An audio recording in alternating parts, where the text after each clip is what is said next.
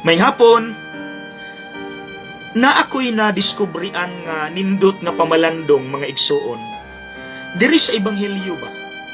Gidala nila ang masakiton aron of course ipaayo kang Hesus. Wala ba mo matingala?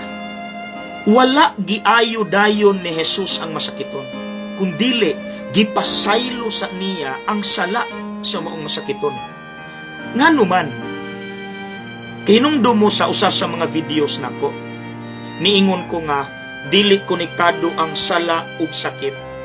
Kay ang mga balaan nga mga tao sama nilang Mother Teresa, sa ilang kabalaan na aman sila'y sakit.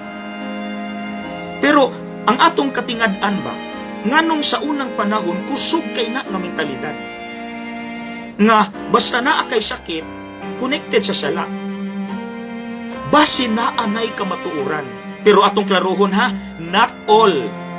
Naalang siguro sila nakita nga pipila ka mga kaso nga nakaingon sila konektado ang sala og sakit. Abi ninyo, nabi ko'y nahinduman anak.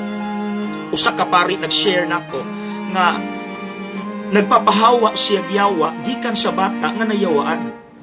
Pero ang iyang katingad-an, bisag unsaon niyag ampo sa prayer, dili mo hawa ang yawa. Igor ang matulog ang bata, pagmata mag-wild. Sus, pagkataod-taod miabot ang mama gahilak og nigakos sa anak, ug nak, pasaylo ako. Nawala ba yung yawa? Nahawa ang yawa. Connected. Pero atong klarohon, not all, okay? So, unsa ka mga igsuon, no? Basin ka ng imong sakit, bunga na sa stress, nga gikan rapod sa usa ka broken relationship. Maunang, basin angay panimong duulon una kanang tawhana ug pangayuan nimo pasaylo, or ikaw ba kahay mo pasaylo? Unsa ka? Mao sigurong si Kristo nitudlo siya prayer katong Our Father. Tanawa, pasaylua kami sa among mga sala, ingon nga nagapasaylo kami sa mga nakasala kanamo. Kung ato biya nang i-analyze, murabe taga-ingon ana, amahan, ayaw sa kong pasaylua, kay unahon sa nako pasaylo ang nakasala nako, ayaw ko nimo mapasaylo. Ingon ana biya na.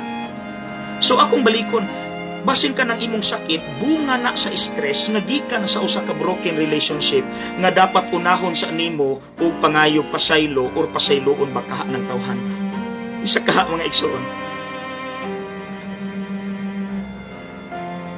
Okay? God bless!